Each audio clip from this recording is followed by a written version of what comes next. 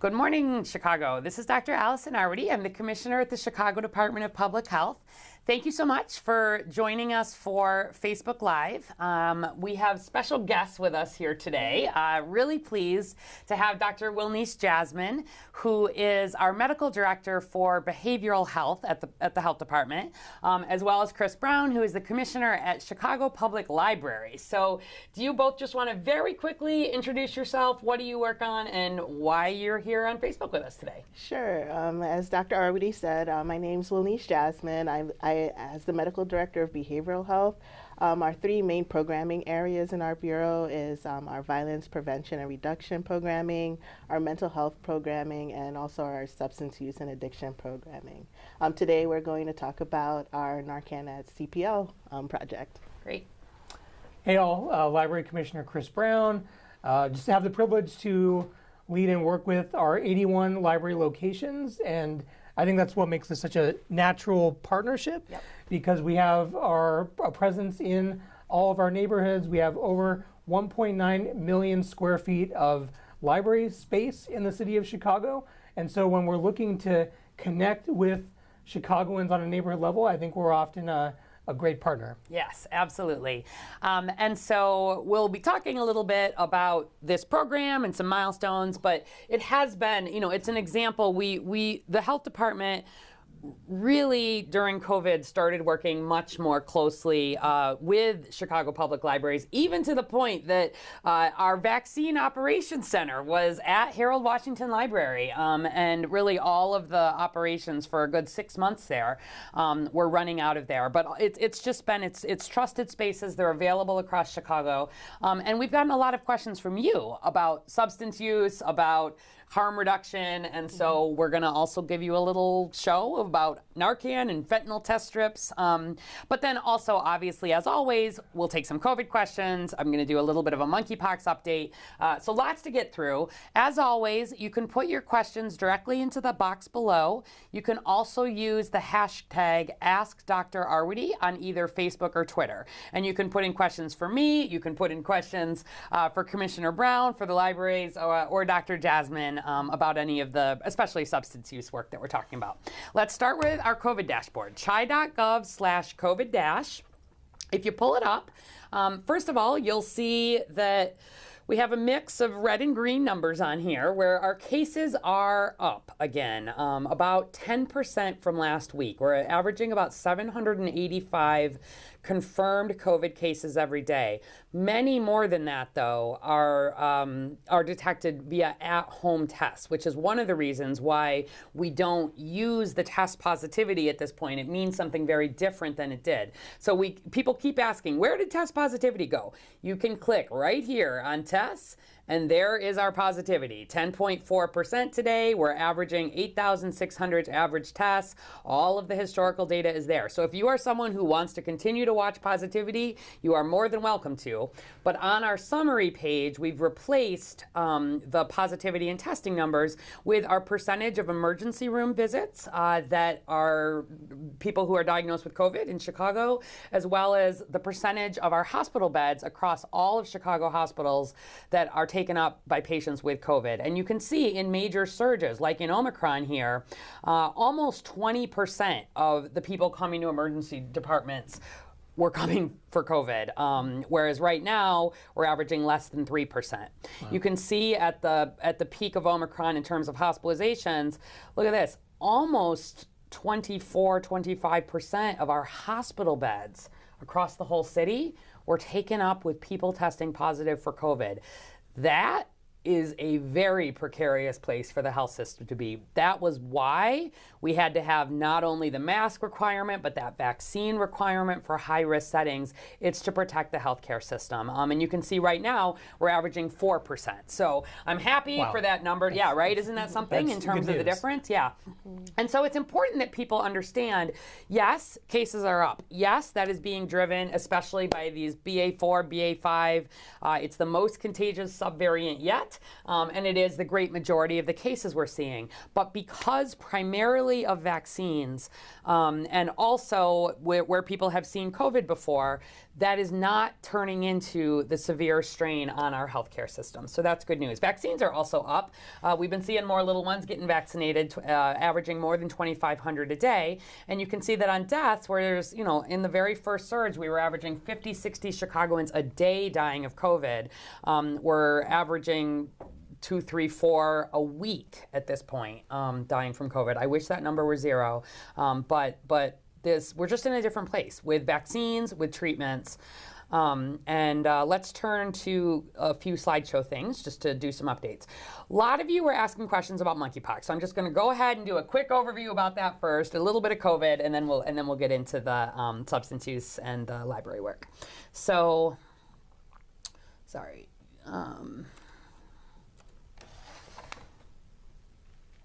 All right. So the overall risk of monkeypox virus remains low. Again, the overall risk remains low. However, the number of cases that we are seeing in Chicago is increasing fairly quickly, as it is in cities around the US, across Europe.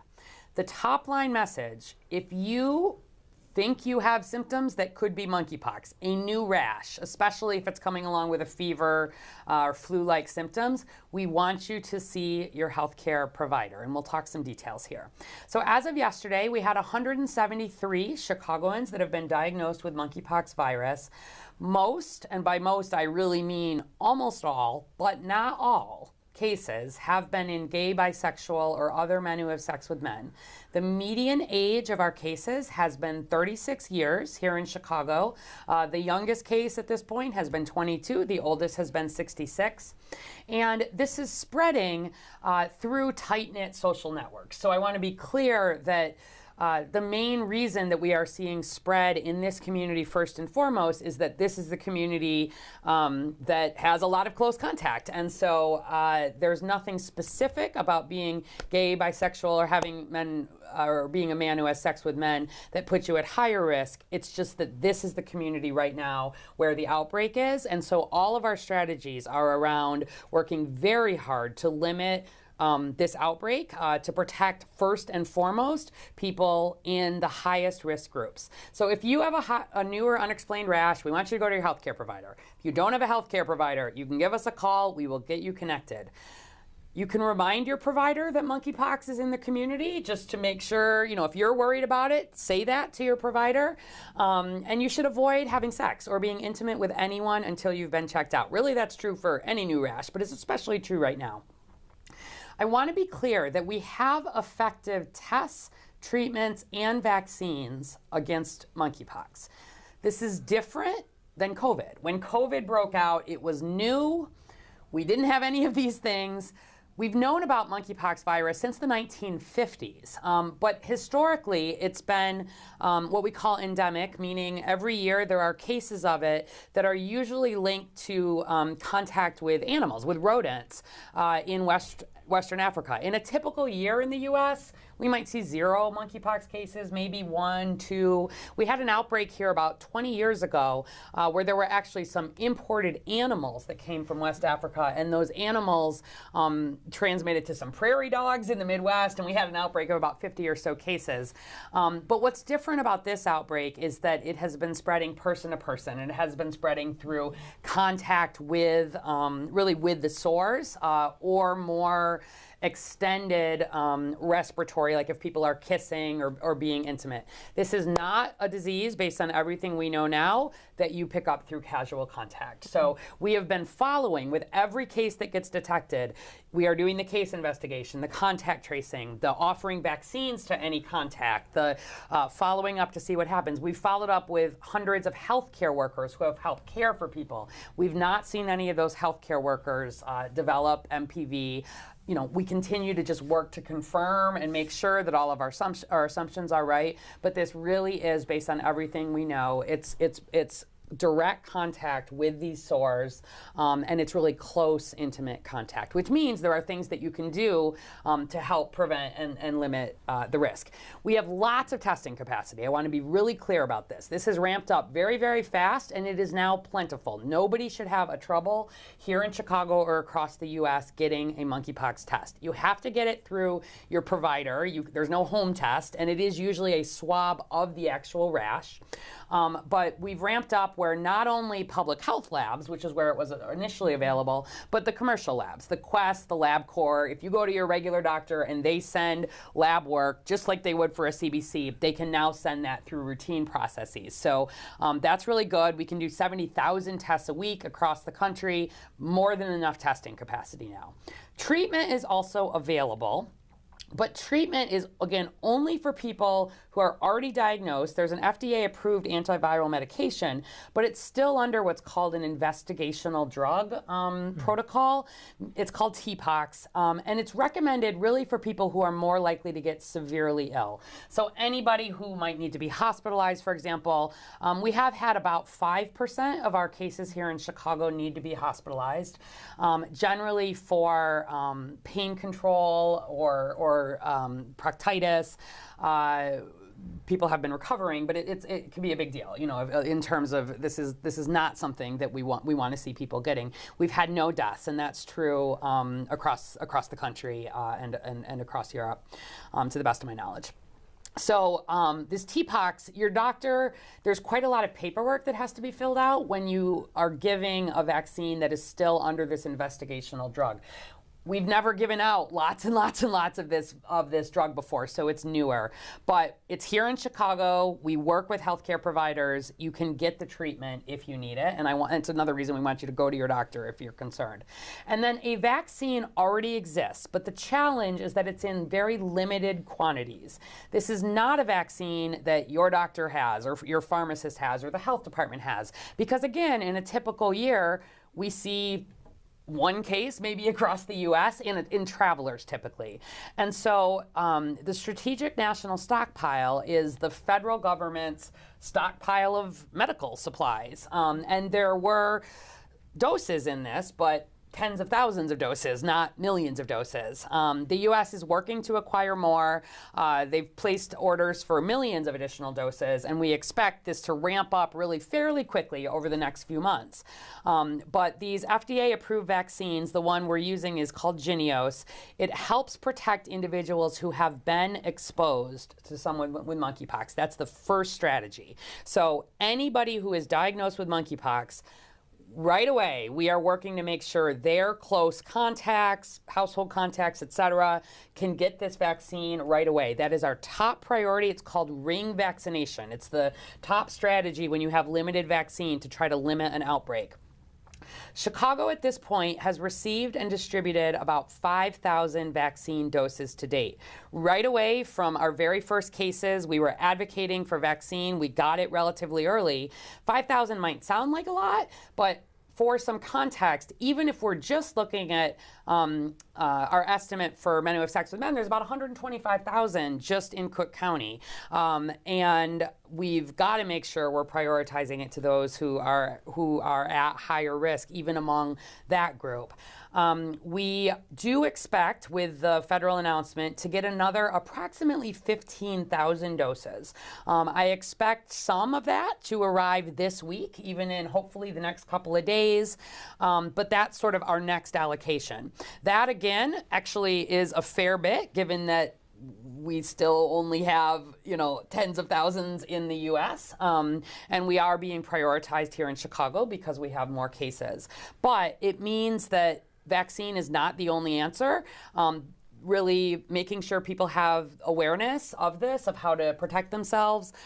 We are advising really avoiding riskier intimate behavior, especially if we want to make sure people are not having anonymous sex partners, for example. If you're having sex, we want to make sure you know who those folks are, so in case you or they develop monkeypox, we can quickly get everybody the vaccines that help protect you, just as one example there. We are prioritizing first doses of JYNNEOS at this time.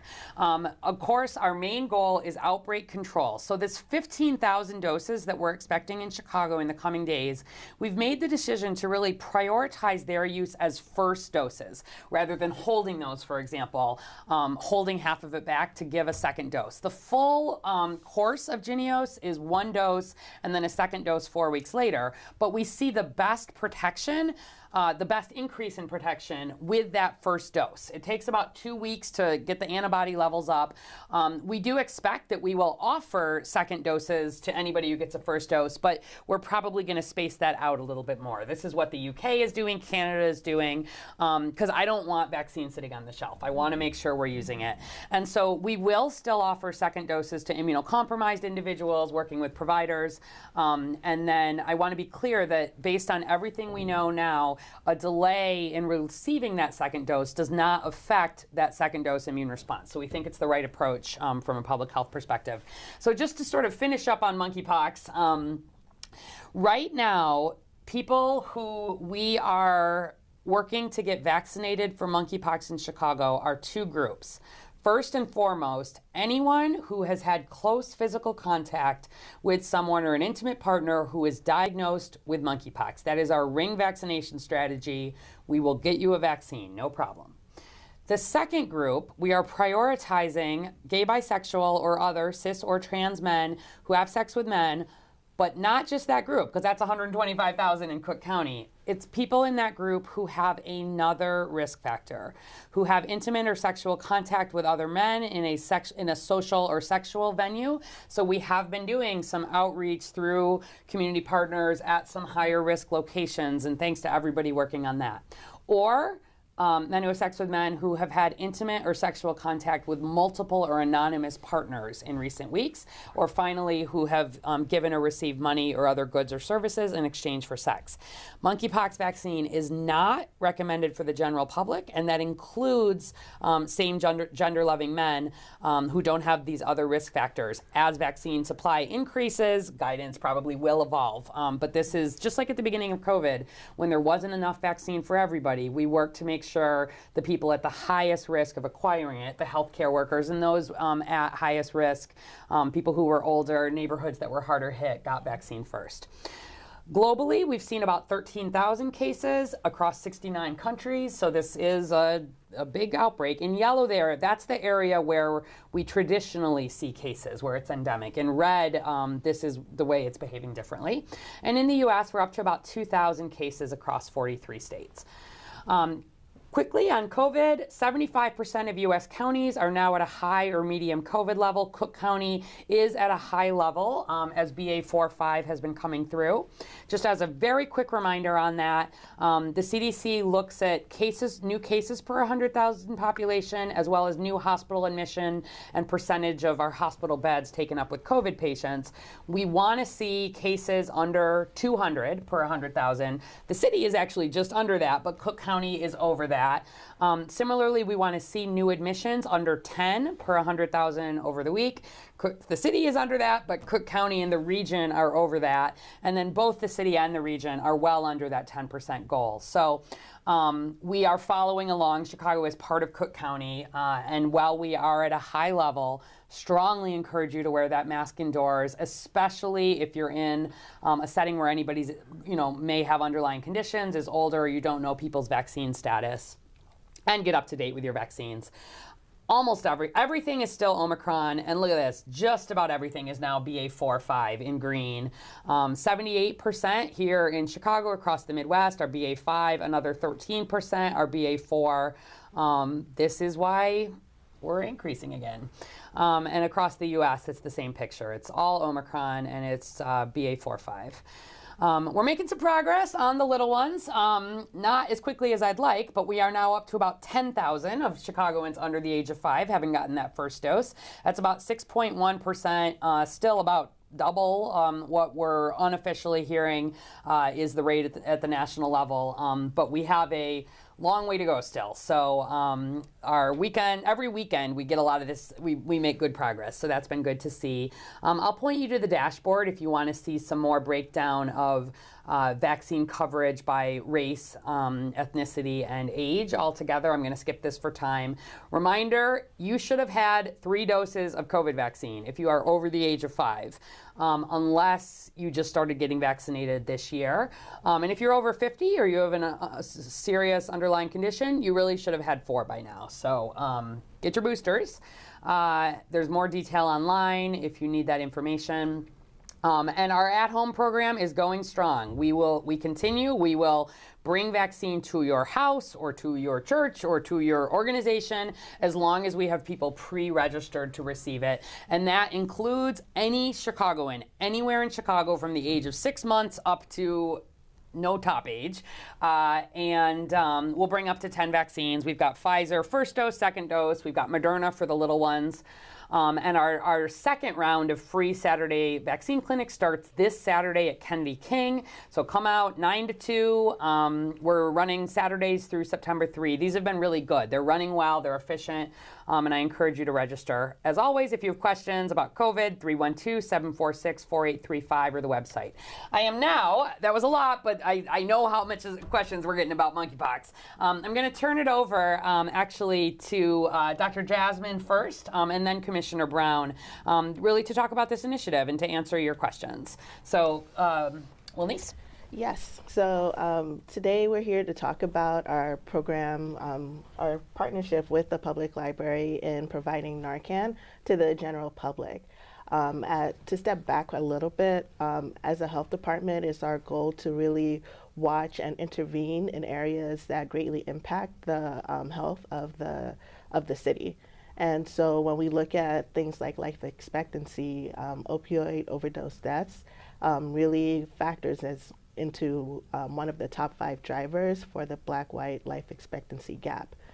In 2020, we saw the highest number of overdose deaths related to opioids at over 1,300 people who died from an opioid overdose. And just in Chicago. In Chicago. And many of these deaths, I would say most or all of these deaths could have been avoided if we had this medication, Narcan, the generic name is naloxone, present at the time a person was overdosing. So this medication is able to reverse an opioid overdose and really helps saves a person's life. No, and I'm really glad that we could help destigmatize it, because I think, I think our libraries are really this destination point for families.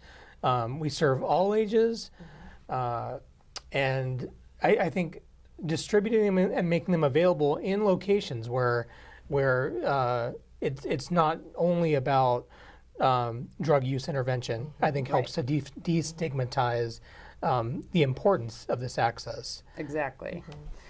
So so if you look, we have them set up in dispense box usually near the entrance of the library, and it's meant to be an easy access point for anyone to walk in and to carry Narcan with them. The idea is that you'll never know when you'll encounter someone who may be experiencing an overdose, regardless of whether or not you're aware, if you know anyone in your life who uses drugs. But if someone's overdosing, you have the power to save their life. We currently are available in 27 libraries, but the idea is to expand to all of the branches before the end of the year. And so we hit a great milestone this past week. We've distributed over 500 Narcan boxes. And so for the 27 libraries that actually have the Narcan available, this is a big deal. So there is a demand for it. Part of this is we've worked with the library staff and also have provided virtual trainings to the patrons as well on how to use it. And there are also instructions in the box. We'll show that in a minute. Okay. Yep. All right, great. And I just also want to add that, as the public library, we're here to serve all of Chicago, providing them with opportunities to improve their lives through learning opportunities and resources. But we also have to meet people where they are, right? And so for us to serve all of Chicago, there's some people that need this support before they can maybe get to the learning. So we're just really thrilled to partner with CDPH and just want to thank you for all your support for including us. It's an exciting milestone in a new place. Yeah, and of course, as I was mentioning, we're also for learning and fun and families. We're the largest provider of free early literacy programming all throughout the city. And one of our signature events each year is our summer programming at CPL. So this year's theme is City of Stories, and just want to share with you some details about our events.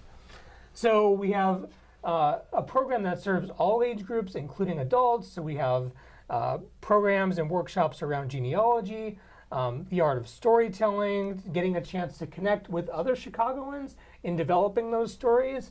And also we have a partnership with the Art Institute. Not only can adults participate in workshops, but also in the summer learning activity guide, we have a family pass to the Art Institute that gets in a number of families, family members. So we're really excited about that. Also around special collections, tips on how to really conserve your own family stories, getting into archival and research. And then for teens, we have all kinds of events. We also have our 29 U-Media spaces, so teens should be definitely stopping off there over the summer months.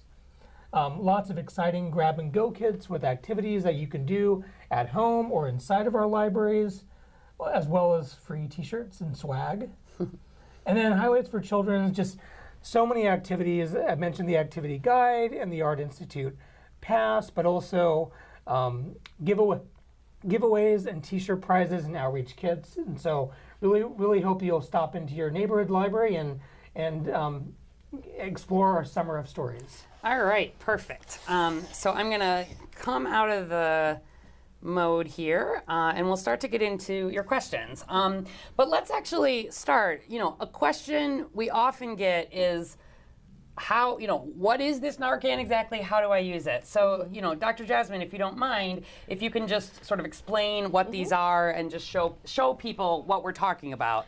I see your pin. I carry Narcan. I would love everybody, honestly, who's willing to help save a life, to be carrying Narcan. It's something that I care a lot about. I take the L every day. I sometimes see people and I'm like, ooh, is that person okay? Knowing that I have Narcan, if they are having an overdose, this is the most important thing that will save their life in that moment. It's more important than knowing CPR. It's more important, than any of those things. Obviously, you've got to call 911 in emergency, but this, to me, is like, it's amazing. If someone is suffering a potentially fatal opioid overdose, you will save their life with this tool. Yeah. And for people who have severe allergies, they don't think twice about carrying an EpiPen. If you have asthma, you don't think twice about carrying your inhaler just in case. Most of us, we don't hesitate to look for a fire extinguisher in a building, even if we've never been to the building, because we know these precautions are in place. And so in a similar vein, we ask that everyone carry Narcan. And so here, just to take, so you can see what the actual product looks like. So this is the actual inhaler for Narcan. When you're using it, you would peel back the covering, and this is a demonstration one. And so if you encounter someone who is experiencing an overdose, they may not be, if you try to call their name, they're not responding to you. They may sound like they're gurgling. You may even see discoloration around their lips or their fingertips. The way opioid overdoses work is that opioids really decrease your body's drive to breathe, and so the person is not breathing normally. This medication, naloxone or Narcan, reverses it by taking the place of the opioid in the receptor in the area of the brain that controls the breathing, and so the person's able to start breathing again. And so if the person is not really responding to their name, you take a dose. First, we call 911 so that help can come. But then take this inhaler and then you put in the person's nose and you give one spray. And then you wait 2 or 3 minutes. If the person doesn't wake up, there's another dose in here, you give another spray. Hopefully by that time, the ambulance will come to help continue reviving the person. What if they're not having an opioid overdose? So the great thing about this medication is that it's very hard to hurt anyone with it. So there's no side effect if it's not due to opioids. If giving this medication will not hurt the person, no matter the age, no matter what other health conditions they may have. Great. And then also, so making this available, it falls under the umbrella of harm reduction, so mainly decreasing the effects of using a substance, so trying to prevent deaths. And so our program is also making available fentanyl test strips. And so another thing we'd like to highlight is that ever since we started last fall distributing fentanyl test strips, we've distributed over 50,000 test strips. And you can order them by calling or emailing osu.cdph@cityofchicago.org, or you can even visit any of our health centers. We have them available there, any city property. And so we also, for anyone who's using drugs, it doesn't have to be opioids. Fentanyl is a type of synthetic opioid that has been found in all types of substances. It could be cocaine, methamphetamine, and it only takes a very small amount for you to check. And so the size of a kernel of a grain or half of a kernel of a grain. You would put the substance in the kit. We have these small cups. You could put the substance in there. We also supply water. And so you just take one off and add the water. We have something to stir. Once you finish stirring, you then you rip this open and then dip the strip. And then you'll be able to read whether or not it has fentanyl in it or not. There are instructions here as well. Great.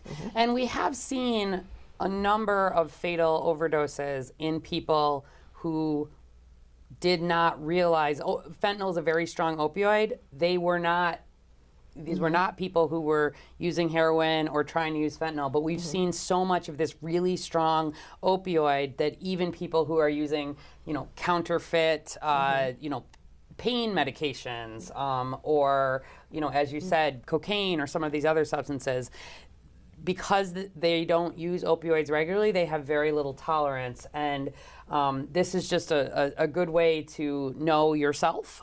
You do it, privacy of your own home, to make sure that the substances that you are using, if you've not gotten them prescribed through the appropriate or the traditional ways, you want to make sure that you are not inadvertently putting yourself at risk for a fentanyl overdose, and so that's what those are for.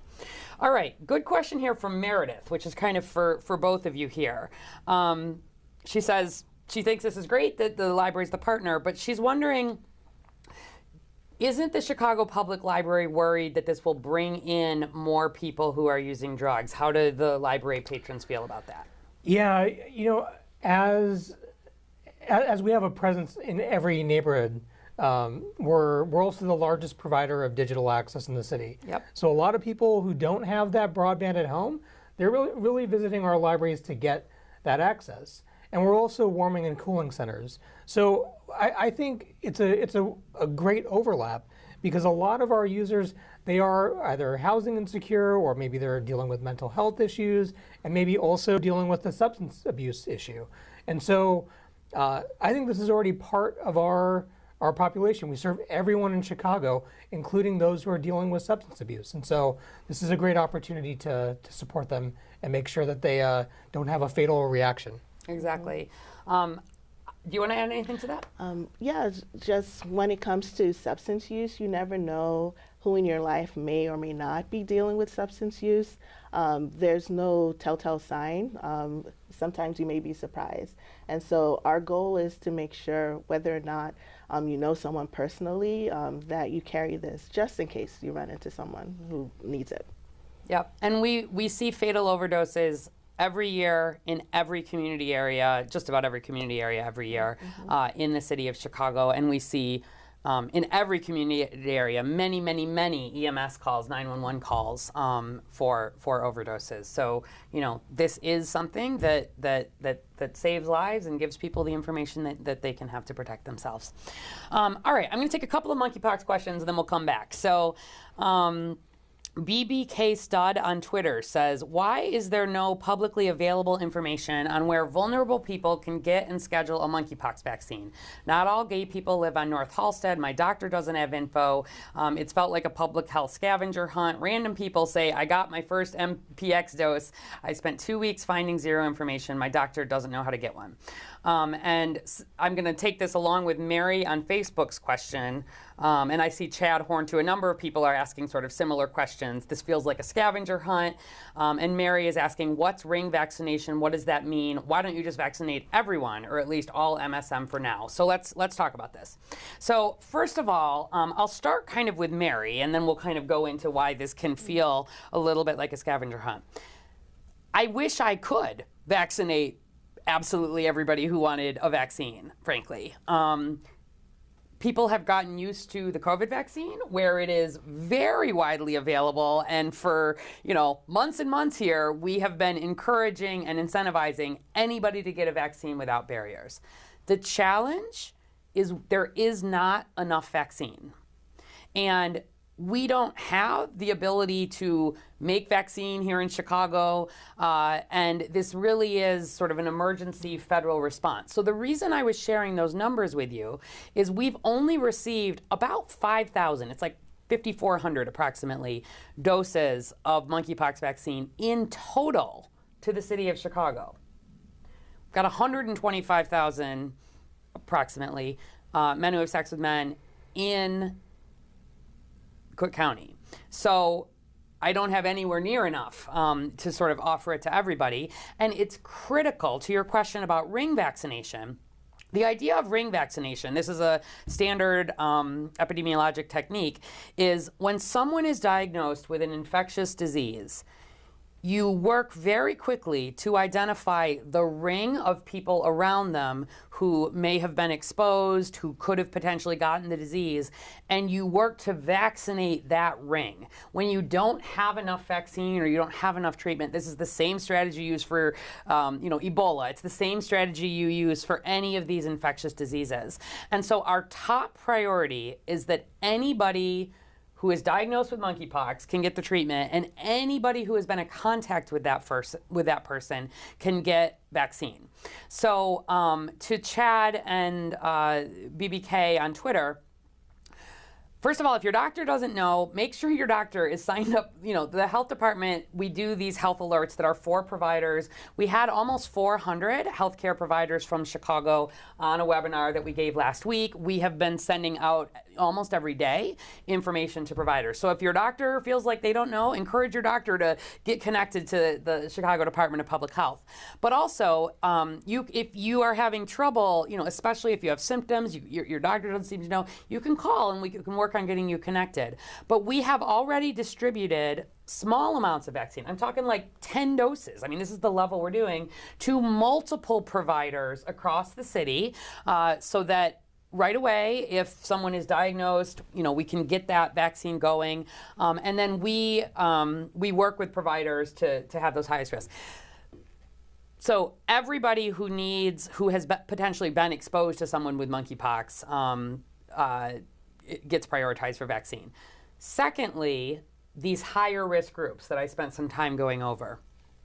There, we've made a decision not to say, we're opening up a clinic, come one, come all, because I will tell you that many, many, many more people would like to get this vaccine than we have capacity for. And it is so important that we are prioritizing the limited vaccine in the very highest risk settings. So as I said, we have been working with many, many, many both providers and LGBTQ advocates and settings that we know can be associated with some of this higher risk activity. And so making vaccine available is part of that strategy. But where we do that, there was an event yesterday, for example, that, we had about 100 vaccines, which is quite a lot when you only have 5,000 across the whole city. And we had 2 or 3 times that many people turning up wanting to get a vaccine. So I know it's frustrating.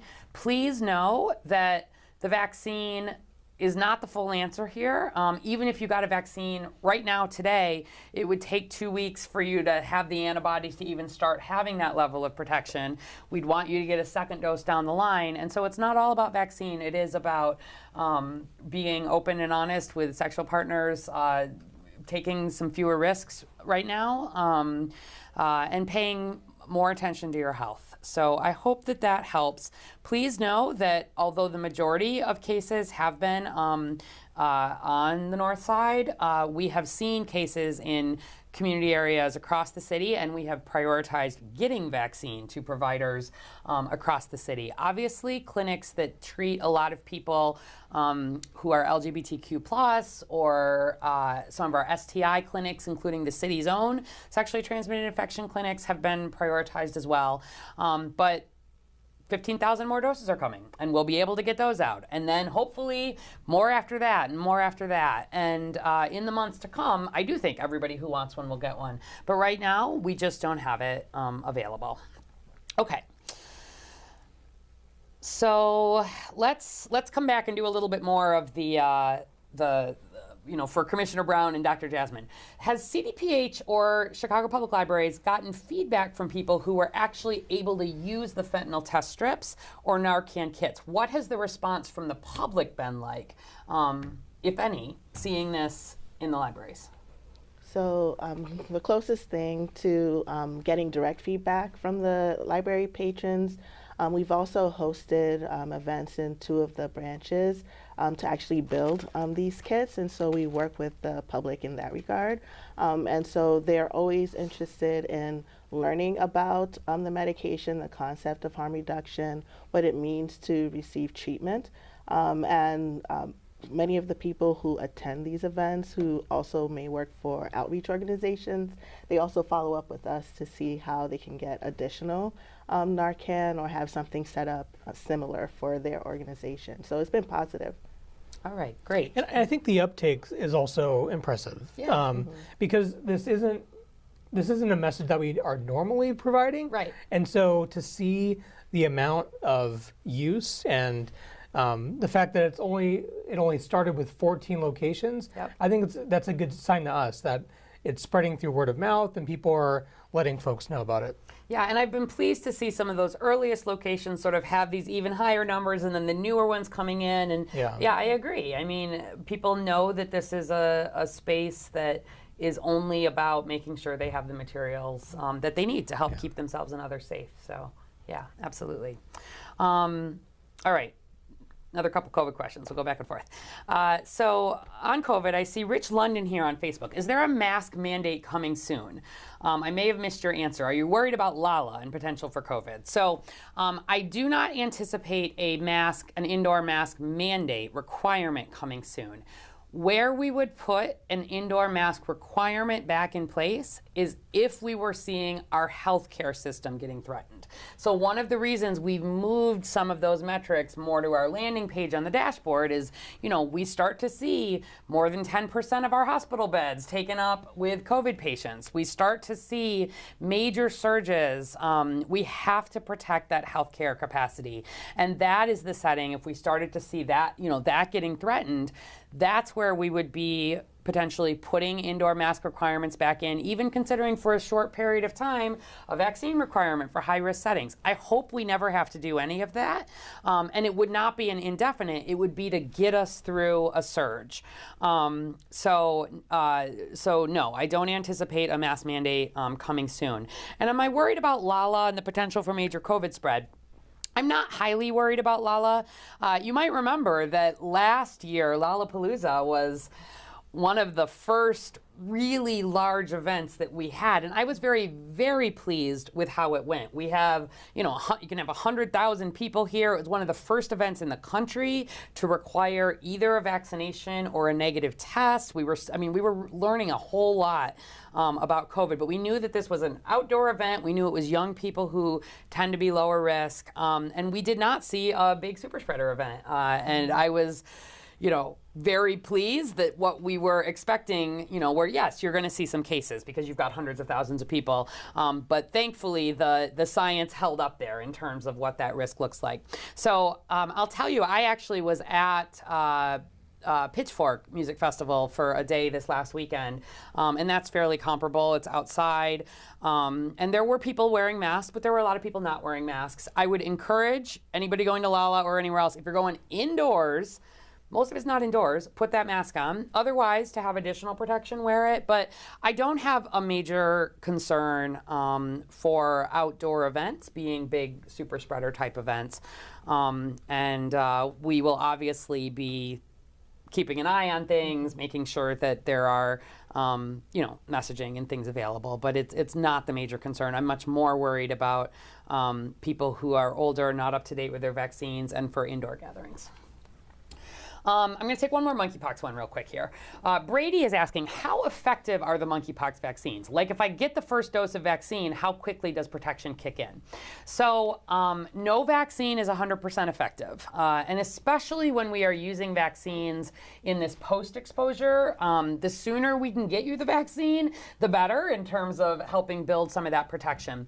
But for everybody, if you get that first dose of vaccine, it takes about 2 weeks to see the antibody levels come up to a level that is comparable to some other vaccines. It's not 100% protection, but it's there.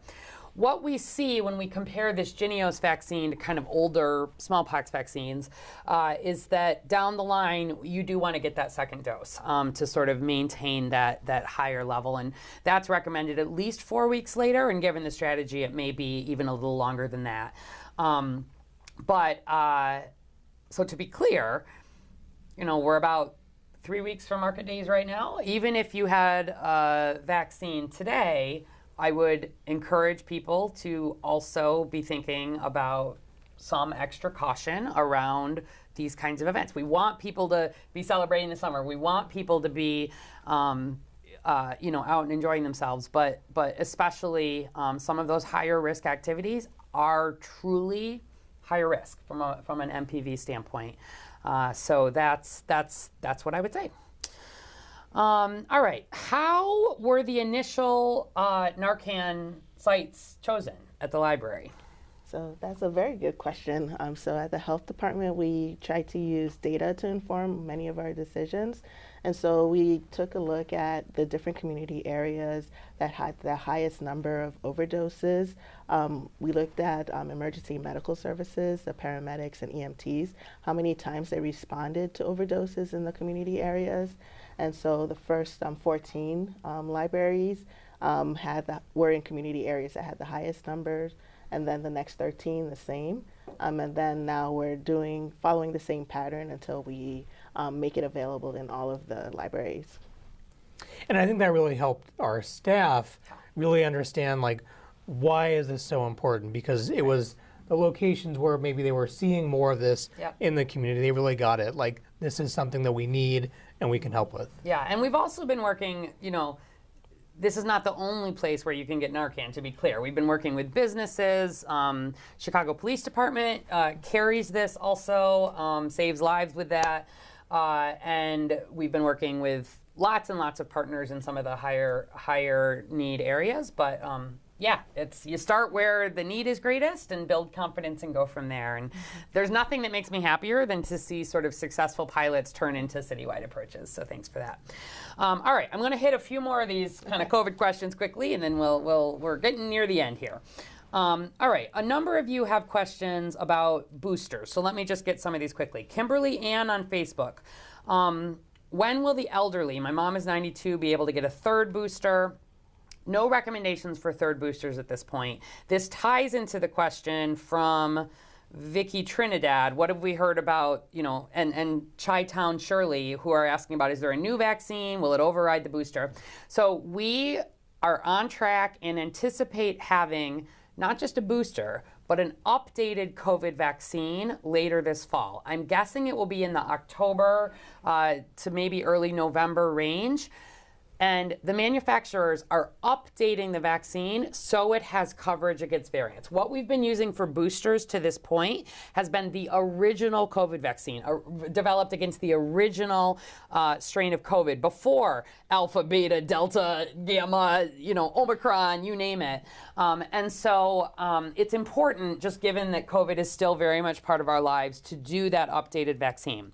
So I anticipate we will be waiting for the FDA and the CDC and all of these things, but I anticipate that in the fall, at least all adults, and we'll see what the recommendation is, will be recommended not just to sort of get a booster, but to get the updated vaccine. That should increase again the protection.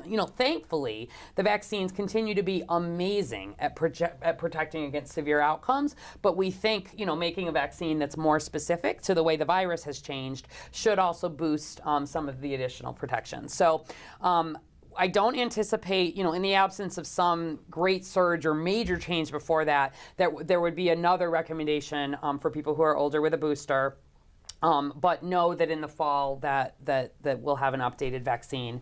And then a couple people are asking, can everyone get a second booster? So not at this point. Again, this second booster is it's really meant for people who are older and or immunocompromised, and it's to give some extra help at keeping people out of the hospital. For people who are not high risk for going to the hospital really to start with, it's not like this booster is giving you a huge amount of protection against breakthrough infections. It's more about that severe illness. I am not over 50. I don't have any major underlying conditions. I have not had a second booster. So just so you understand, I'm waiting for that updated vaccine, which I definitely will be getting. And someone's asking, my 5-year-old son, Jenna Martin says, my 5.5-year-old son had COVID in mid-June. He's up for a booster. Should he get it now or wait until fall school? Get the booster now. Get the booster now, get the booster now, get the booster now. Don't wait for these updated vaccines. We see people kind of trying to time it around vacation, schools, whatever. We are at a high COVID level right now.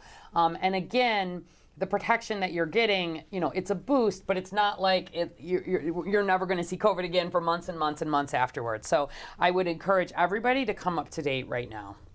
All right. Let's see. Mary O'Connor on Facebook. What do you know about the variant they're watching in India? I assume it'll get here. I heard it's more transmissible. Is that true? We have detected a few cases of it already in the U.S. Every time we see a variant, we tend to sort of see some spread of it. We'll let you know if it gets designated a variant of concern, which is when we are really significantly concerned about it. But this virus does continue to mutate, and that's part of why we're getting an update. All right, I think I will take one. There's a number of other ones here, and we'll end with the last couple for you guys. So Francie Swidler, Lisa Venaria on Facebook, and Kim Joyce Garati on Facebook are all asking about sort of BA.4/5 reinfections. So if people are getting reinfected with this new variant relatively quickly after recently testing positive, what does this mean for COVID going forward? Will the protocols change? Is there light at the end of the tunnel? Lisa says, I'm hearing of people who had COVID just a month or so ago who might have been reinfected. I'd been feeling confident knowing I'd recently had it. How soon can you get it again? And Kim is asking, is the incubation period shorter with this latest variant? So the reason you're hearing a lot about BA.4/5 is actually related to this reinfection question. All of the variants prior to this, we were not seeing a lot of reinfection with the current variant. So we saw people who had had Alpha or Delta in the past be relatively protected, but potentially get infected with Omicron. Everything's been Omicron since January, to be clear. All of these subvariants are different versions of Omicron. BA.4/5 is the first one where we're seeing some reinfection, even of people who had a prior version of Omicron. So that is different. It is still not as likely that you will be reinfected if you had COVID recently. But to be honest, we are seeing some more of these infections. And especially if you're counting on a Omicron infection from 6 months ago, like, don't be counting on that infection. We're not seeing a lot of this getting infected sort of straight away again, but BA.4/5 is the most contagious yet. And the question of, is the incubation period shorter? I wouldn't say the incubation period is shorter, but we're seeing, it's been getting shorter compared to what the original was, but we are seeing people often have just upper respiratory symptoms. They're having colds, they're having sore throat, sometimes they're having fever. We're not seeing a lot of that severe illness, especially in people who are up to date with vaccine, because the secondary part of your immune system kicks in and helps. But we're seeing people, they can stay positive for a little longer. And so even if you're not that sick, you can still spread COVID. And so back on Francie, I don't anticipate changes to the isolation or quarantine protocols soon. We have different isolation and quarantine protocols for different viruses, depending on how the virus behaves. And so, if you look at Ebola, you can spread it for 3 weeks. If you look at measles, there's a time period. This is, based on our best evidence, the time period for COVID. And given that we still are seeing, even now in the middle of summer, even though the numbers are so much better than they were, this is like a bad flu season for us. So the worry is that COVID is not just like the flu yet, where we don't worry about overwhelming the health system. Yes, we have treatments. Yes, we have vaccines that help, but there are a lot of people still getting really sick. And COVID does not need to be top of mind. We don't need to be doing these, certainly sort of shutdown type things. In the absence of some scary new variant, I hope we never, ever get there again. But it is balancing sort of risk and benefit there. So I think the isolation and quarantine, I don't expect that to change soon. And COVID, is it getting better or worse? I'd say it's so much better than it was in 2020 because we have tools, but each new variant and subvariant is itself a little worse than the one before, especially in terms of contagiousness. All right, let's end. If we didn't get to you, we'll hit you next week. Let's end. There's one last question for you folks. How have your staff taken this? Are CPL staff trained on how to use Narcan if people have questions? So I think she's asking, if I come in and I'm not sure, what happens next? Yeah, and we were talking earlier about the sort of both the training and just getting our staff to understand how it's administered. But I thought you showed a really nice sort of kind of pro tip that's actually on the box. I don't know if you want to show that again. Sure. So each box also comes with instructions on how to use it. But before Narcan becomes available in any branch, we do conduct trainings with all of the staff to make sure they're aware of how to use it as well. Yeah, great. Mm-hmm. All right. So thank you so much for joining. Again, this is Dr. Wilnice Jasmine, our medical director for behavioral health at the Chicago Department of Public Health, and Chris Brown, the commissioner at the Chicago Public Library. Thank you for your questions and interest in substance use and harm reduction. Each week, we're trying to kind of highlight something that isn't just COVID, although we will continue to take your COVID and your monkeypox questions. We will not be on next Tuesday due to a scheduling conflict, but we are going to probably potentially do this on Thursday instead. So we'll put on social media. We may have a special guest possibly related to our Community Health Response Corps, which is sort of a COVID, but also what comes after COVID conversation. So watch social media for the details there. But in the meantime, please keep sending your questions. Please put your mask on indoors. It's an easy thing that you can do that helps limit risk for everybody, and make sure everybody you know is up to date with your vaccines. I do see someone's put in the comment about that Governor Pritzker has tested positive for COVID, and I want to wish him well. My understanding is he's experiencing mild symptoms. He's been prescribed the antiviral medication Paxlovid, which is exactly what we recommend for people who have mild or moderate COVID, but have some risk factors that could put them at risk for more severe outcomes. He's going to be following CDC guidelines by working from home. Perfect. He's doing the isolation. And he is, of course, fully vaccinated and double boosted. And so, even the governor I don't want people feeling shame at all if you get diagnosed with COVID. There's a lot of it out there, but I want to make sure you're doing everything you can to protect yourselves, protect others, and then if you get COVID, do exactly like the governor's doing. Reach out to your doctor, ask them if they think you should get Paxlovid, because if you're at higher risk for being hospitalized, this medication works really well in terms of helping keep you out of the hospital. Get completely up to date with your vaccines and your boosters, and then if you get a breakthrough infection, you got to work from home for a little bit. So we wish Governor Pritzker, of course, a quick recovery and a quick recovery to everybody out there who has COVID right now, because I know there are a lot of you. I wish that this is something we could completely put in the rearview mirror, but we've got the tools that make this really, really different than it was early on. And it's something, when we have these conversations, I want to help you put that risk into some context. So in the meantime, thank you for the conversation and for all of your work on Narcan and the partnership at the public libraries.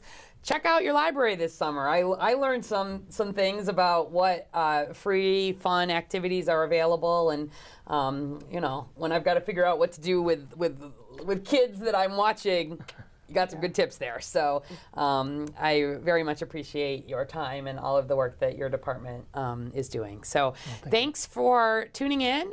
We will be back not next Tuesday, but potentially next Thursday. And as always, we'll keep taking any question that you give us. Thank you so much. Bye-bye.